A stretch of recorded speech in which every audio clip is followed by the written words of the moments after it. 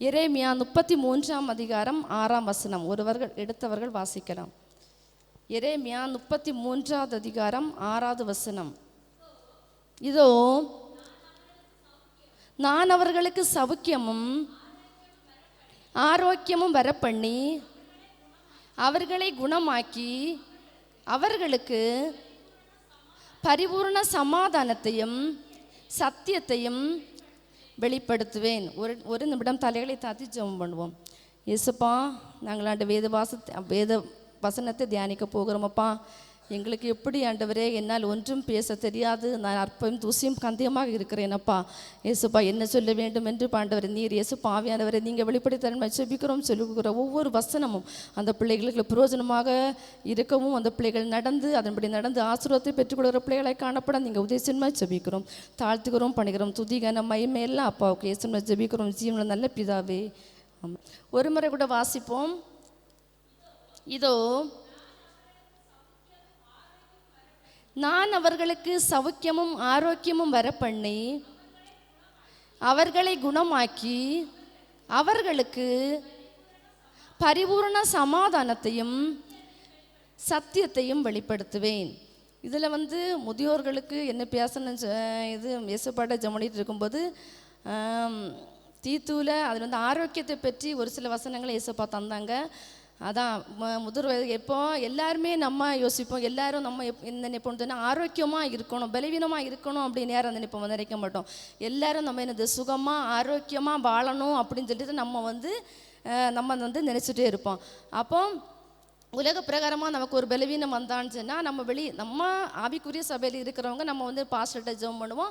நமக்கு ஒரு வெளியில் இருக்கிறவங்க என்ன பண்ணுவாங்க, டாக்டரை தேடி போவாங்க. அப்படி அவங்களுக்கு சுகம் கிடைக்கும். ஆனால் ஆவிக்குரிய வாழ்க்கையில் நம்ம சில காரியங்களை ஆரோக்கியம் அடைய வேண்டும் அப்படின்னு சொல்லிட்டு இன்றைக்கி ஆண்டவர் நமக்கு ஒரு சில உபதேசங்களை நமக்கு தருகிறார். நீதிமொழிகள் 4:22 சொல்லியிருக்கோம், வசனம்தான் நமக்கு ஜீவனும் ஆரோக்கியம் ஆகும் அப்படின்னு சொல்லிட்டாப்பா. வசனம்தான் நம்ம ஜீவனுக்கு நேராகவும் நமக்கு ஆரோக்கியமாக நம்ம நடக்கணும் சொன்னால் வசனம் தான் நமக்கு உதவி செய்யுது. இயேசுப்பா ஒரு இடத்துல சொல்லுவாங்க, மனுஷன் அப்பத்தினாலே மாத்திரமல்ல தேவனுடைய வாயிலிருந்து வருகிற ஒவ்வொரு வார்த்தையினாலும் பிழைப்பான். அப்போ நமக்கு தேவனுடைய வார்த்தை தான் நம்ம எனக்கு ஜீவனை தருகிறது, நமக்கு ஆரோக்கியத்தை தருகிறது. அப்போது இன்னும் ஒரு இடத்துல இயேசுப்பா சொல்லுவாங்க, என் பிதாவின் கிரியையை நிறைவேற்றுவதான் எனக்கு உள்ள போஜனமாக இருக்கிறது. அப்போது நமக்கு வேத வசனம் என்னது நமக்கு ஆரோக்கியமாக இருக்கிறது. அவருக்கு போஜனமாக பிதாவின் கிரியைகளை நிறைவேற்றுவது, அது நிறைவேற்றுவது தான் எனக்கு போஜனமாக இருக்கிறது அப்படின்னு சொல்லுவாங்க. நமக்கு நம்ம இப்போ இன்னைக்கு முதியோர்கள் அதிகமாக நினைக்கிறது, நம்ம என்னது எப்போவும் பலவீனமாக இருக்கக்கூடாது, நான் எப்போவும் என்னது ஆரோக்கியமாக இருக்கணும், என்னை வேலையெல்லாம் நான் ஒழுங்காக செய்யணும் அப்படின்னு தான் நம்ம எதிர்பார்ப்போம். ஏன் நமக்கு ஆரோக்கியம் இல்லாமல் போகிறது, ஏன் நமக்கு பலவீனம் வருகிறது அப்படின்னு சொல்லிட்டு அப்போஸ்தலனாகிய பவுல் 1 கொரிந்தியர் 3ஆம் அதிகாரம் 2ஆம் வசனத்திலே சொல்லுகிறார். ஒருவர் வாசிப்போம்.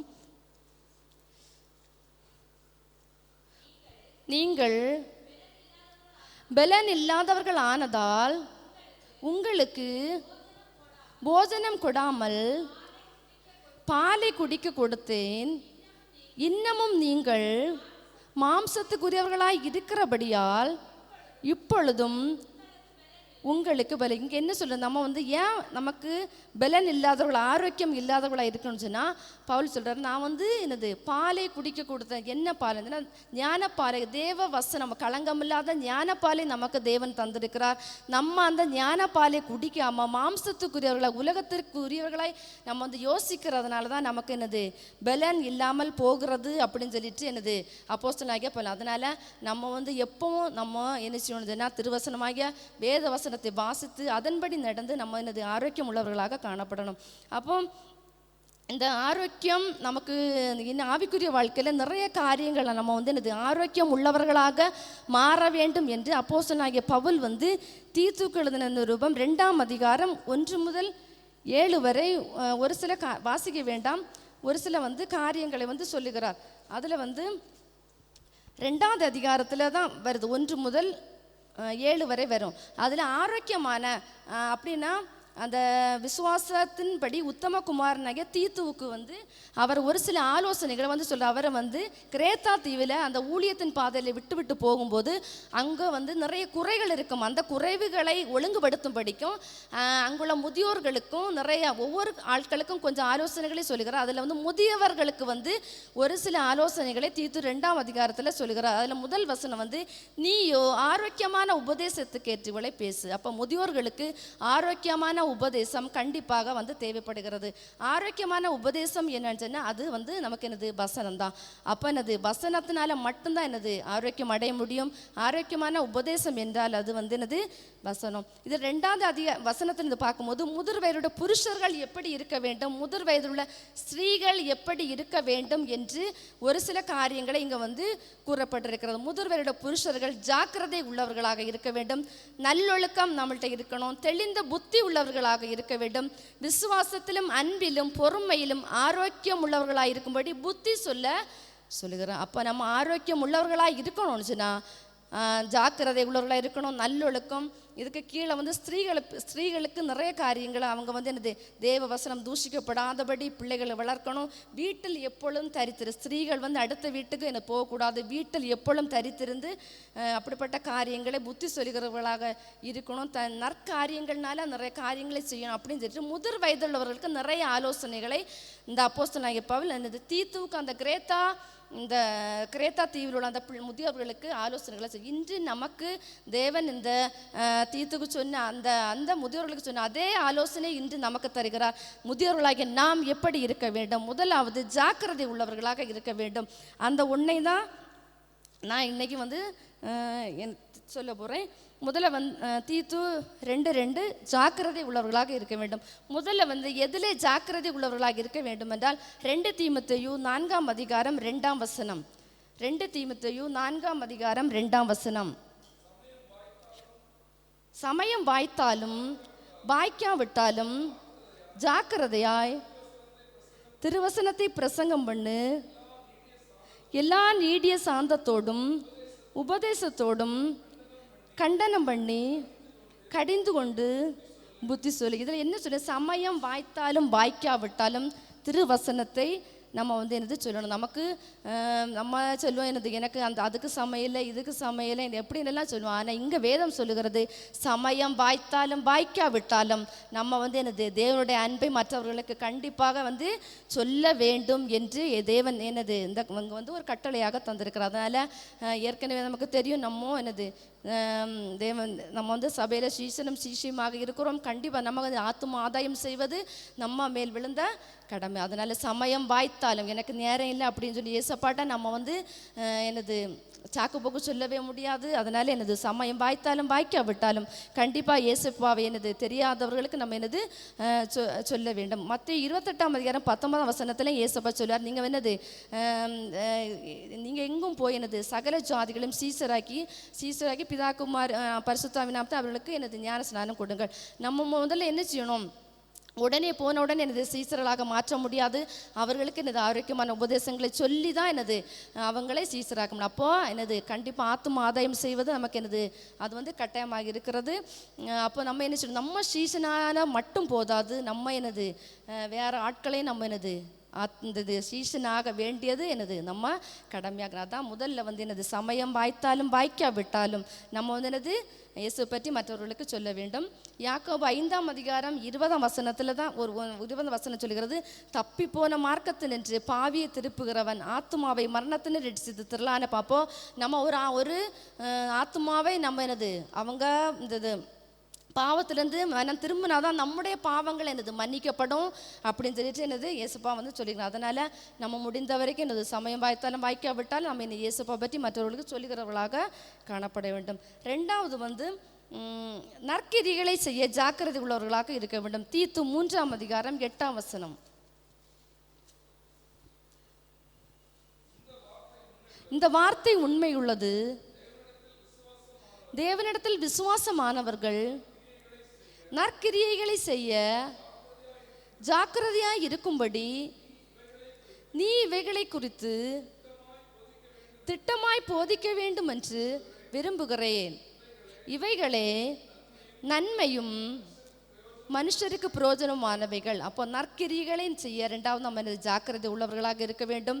இது வந்து என்னது கண்டிப்பாக இது வந்து நன்மையும் மனுஷருக்கு இது நன்மையும் பிரயோஜனம் மூலமாக என்னது இருக்கிறது. 2 மாதத்துக்கு முன்னாடி நம்ம ஆவிக்கும் தலைமை போதகர் நமக்கு இந்த சுத்திகரிப்பு கூட்டத்தில் என்னது நற்கிரியைகளை பற்றி எனது திருச்சபை ஒழுங்கு திருமறையின் சத்தியம் கண்டிப்பாக சோர்ந்து போகாமல் செய்ய வேண்டும் என்று நமக்கு நற்கிரியைகளை பற்றி சொல்லித்தரோம். அப்போ நமக்கு அடிக்கடி நமக்கு என்னது நற்கிரியைகள் நாம் செய்ய வேண்டும் என்று நமக்கு ஆவியானவர் உணர்த்தி தந்து கொண்டே இருக்கிறார். அதனால் நம்ம என்ன செய்யணும், முடிஞ்ச வரைக்கும் நற்கிரியை செய்கிறவர்களாக காணப்படும். மத்தேயு 26ஆம் அதிகாரத்தில் ஒரு கதை கொடுத்துருக்கோம், 6 முதல் 13. அதில் வந்து ஏசப்பா வந்து பெத்தானியாவில் குஷ்டரோகியாகிய சீமோன் வீட்டில் அங்கே வந்து போஜனம் இருக்கும்போது அங்கே ஒரு ஸ்திரீ வந்து விலையேற பெற்ற பரிமள தைலமுள்ள வெள்ளைக்கல் பரணியை கொண்டு வந்து அவருக்கு சிரசின் மேலே ஊற்றுகிறார். அப்போ சீசர்கள் சொல்கிறாங்க, நீ இது வந்து வீண் செலவு, நீ எதுக்கு இந்த உயர்ந்த விலைக்கு கொடுத்து இந்த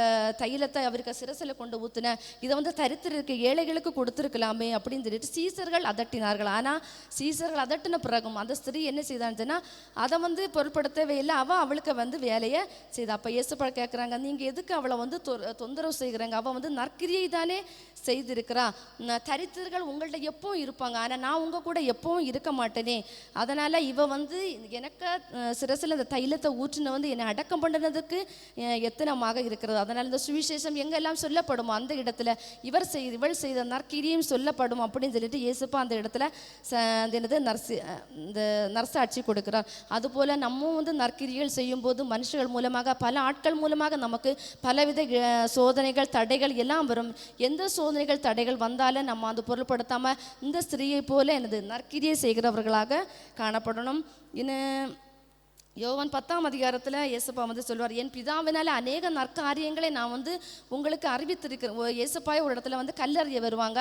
அப்போ இயேசுப்பா, நான் உங்களுக்கு வந்து பிதாவின் நாமத்தின அநேக நற்காரியங்களை நான் உங்களுக்கு சொல்லி தந்துடுறேன், அதனால தான் என்னை கல்லறிய வாரீங்களோ அப்படின்னு சொல்லிட்டு இயேசுப்பா வந்து எனக்கு அந்த ஆட்கள்கிட்ட அந்த ஜனங்கள்கிட்ட வந்து கேட்பாங்க. அப்போ இயேசுப்பாவுக்கு என்னது அந்த இடத்துல பல சோதனை இருக்கிறது. அதனால் நம்ம என்ன செய்யணும், இயேசுப்பா அந்த வசனம் வாசிக்கும் போது எதை செய்ய வேண்டும், எதை செய்யக்கூடாது, என்ன காரியம் செய்ய வேண்டும், எதை செய்யக்கூடாது அப்படின்னு சொல்லிட்டு இயேசப்பா நிறைய காரியங்களை பற்றி நமக்கு சொல்லி தருவாங்க.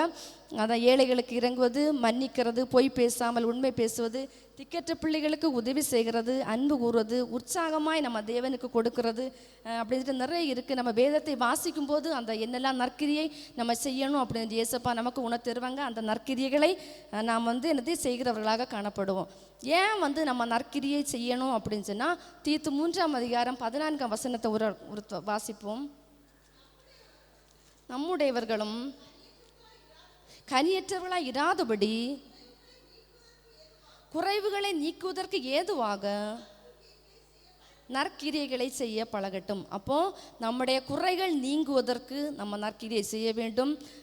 2வது, நம்ம வந்து தேவனுடைய சிருஷ்டியாக இருப்பனால நம்ம வந்து எனது நற்கிரியை செய்கிறவர்களாக காணப்பட வேண்டும். 3வது வந்து நம்ம வந்து தேவன் இப்போ நம்ம நற்கிரியை செய்கிறனால மற்றவர்கள் பிதாவாகிய தேவனை மகிமைப்படுத்தும்படியாக என்ன செய்யணும், நம்ம வந்து நற்கிரியை செய்ய வேண்டும். அப்போ நற்கிரியை செய்கிறது ஏனோதானோன்னு செய்கிறது இல்லை, சோர்ந்து போகாமல் நம்ம என்ன செய்யணும், நற்கிரியை செய்கிறவர்களாக காணப்பட வேண்டும். 3வதாக மனம் திரும்புவதற்கு ஜாக்கிரதை உள்ளவர்களாக இருக்க வேண்டும். வெளிப்படுத்தல் 3ஆம் அதிகாரம் 19ஆம் வசனம்.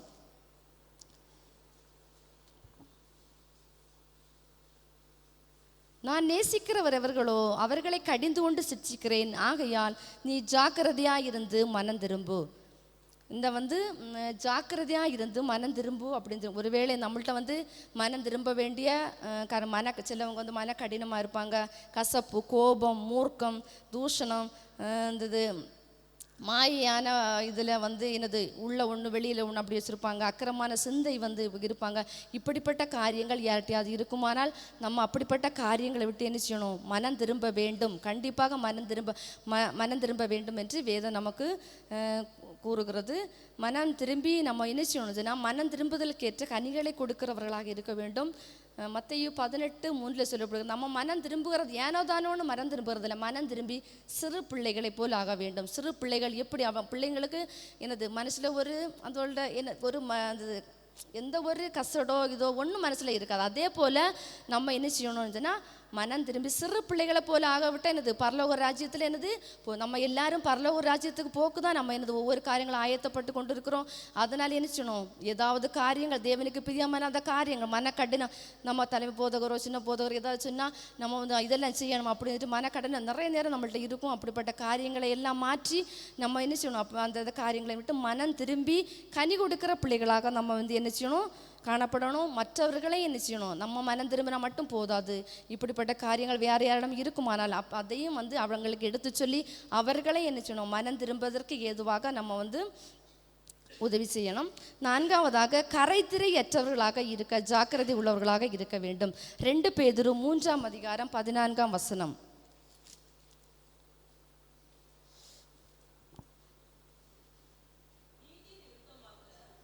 2 பேதுரு 3:14. ஆகையால் பிரியமானவர்களே, இவைகள் வர காத்திருக்கிற நீங்கள் கரையற்றவர்களும் பிழை இல்லாதவர்களுமாய் சமாதானத்தோடு அவர் சந்நிதியில் காணப்படும்படி ஜாக்கிரதையாக இருக்க வேண்டும். இங்கே வந்து எனக்கு கரையற்றவர்களும் பிழை இல்லாதவங்க தேவனுடைய சந்தியில் நம்ம போகணும்னு சொன்னால் ஒரு எனது கரை திரையற்றவர்களாக தான் நம்ம அவர் வந்து பரிசுத்தார். நம்மளும் வந்து என்ன செய்யணும், பரிசுத்தமாக நடந்தால் மட்டும்தான் அந்த பரலோக ராஜ்யத்துக்கு சென்றடைய முடியும். அதனால் முடிஞ்ச வரைக்கும் எனது கரை திரையற்றவர்களாக நம்ம வாழ்வோம். 1 பேதுரு 1:15-16 அதான் சொல்லிய தேவன் பரிசுத்தராக இருக்கிறது போல நம்ம என்னது பரிசுத்தராக இருக்கணும். நம்ம நடக்கைகள் எல்லாவற்றிலும் நடந்த மட்டும் நம்ம நடக்கைகள் எல்லாவற்றிலும் நம்ம என்னது பரிசுத்தம் உள்ளவர்களாக இருக்க வேண்டும் அப்படின்னு தேவன் நமக்கு ஆலோசனை தருகிறார். இப்படி நம்ம ஜாக்கிரதை உள்ளவர்களாய் நம்ம இருந்தால் நீதிமொழிகள் 12:24 சொல்லுகிறது, ஜாக்கிரதையோட கை ஆளுகை செய்யும் அப்படின்னு சொல்லிட்டு சொல்லுகிறது. அப்போ ஜாக்கிரதையாக இருந்தால் மட்டும்தான் நம்ம வந்து என்ன செய்யும், இயேசுவோட ராஜ்யத்தில் நம்ம அவரோட கூட ஆளுகை செய்ய முடியும். ஜாக்கிரதையோடைய ஆத்துமா புஷ்டி ஆகும் என்று வேத வசனம் சொல்லுகிறது. அடுத்து தன் வேலையில் ஜாக்கிரதையாக இருக்கிறவனை கண்டால் அவன் நீசருக்கு முன்பாக நம்ம ராஜாக்களுக்கு முன்பாக நிற்பான் அப்படின்னு வேத வசனம் சொல்லுகிறது. அப்படின்னா உலக பிரகாரமாக ஒரு காரியத்தில் அந்த யார் மேனேஜர் கொடுக்குற வேலையை அவங்க ஒழுங்காக செஞ்சால் அவங்களுக்கு என்ன செய்யும், கண்டிப்பாக ப்ரொமோஷன் கிடைக்கும். அதுபோல் ஏசப்பா நமக்கு ஒரு இந்த வேலை அப்படின்னா ஒரு இதை தந்திருக்க நம்ம ஆத்துமா செய்யணும், நற்கிரியை செய்யணும். நம்ம என்னது ஏதாவது காரியங்கள் இருந்தால் மன திரும்பி சிறு பிள்ளை போல் ஆக வேண்டும், இந்த கரைத்திரையற்றவர்களாக வாழ வேண்டும் அப்படின்னு ஆலோசனை தந்திருக்கிறார். இதை நம்ம வந்து கடைபிடித்து இயேசுப்பா வருகையில் அவரோட கூட ஆளுகை செய்கிறவர்களாக காணப்பட வேண்டும். அதான் ஒரு வசனம், அவர்கள் முதிர் வயதிலும் கனி தந்து புஷ்டியும் பசுமையுமாக இருப்பார்கள். அப்போது நம்ம வந்து முதிர் வயதிலும் கனி தந்து புஷ்டியும் பசுமையுமாக இருக்கணும். நம்ம ஜாக்கிரதையாக இருந்தால் மட்டும்தான் இப்படிப்பட்ட காரியங்களை செய்ய முடியும். அதனால் முடிந்த வரைக்கும் நமக்கு தேவன் தந்துக்கிற ஆலோசனை கேட்டு அதன்படி ஜாக்கிரதை உள்ளவர்களாக இருந்து சமயம் வாய்த்தாலும் வாய்க்காவிட்டாலும் நமக்கு நாம் அறிந்த அன்பு கிறிஸ்துவ அன்பை மற்றவர்களுக்கு சொல்லுவோம். முடிந்த வரைக்கும் சோர்ந்து போகாமல் நற்கிரியை செய்கிறவர்களாக காணப்படுவோம். மனம் திரும்ப வேண்டிய காரியம் ஏதாவது நம்மிடம் இருக்குமானால் அதை விட்டு மனம் திரும்பி சிறு பிள்ளையை போல் ஆகுவோம். இயேசுப்பா பரிசுத்தராக இருக்கிறது போல நாமும் அவரோட கூட நம்ம வந்து என்னது ஆளுகை செய்ய வேண்டுமானால் கரைத்திரையற்றவர்களாக தான் நம்ம இருக்க வேண்டும். அதனால் கரைத்திரையற்றவர்களாக பாவத்தை விட்டு மனம் திரும்பி அவருக்கு பிரியமான ஜீவியம் செய்வோம். கர்த்தர் நம்ம ஒருவரையும் ஆசீர்வதிப்பாராக.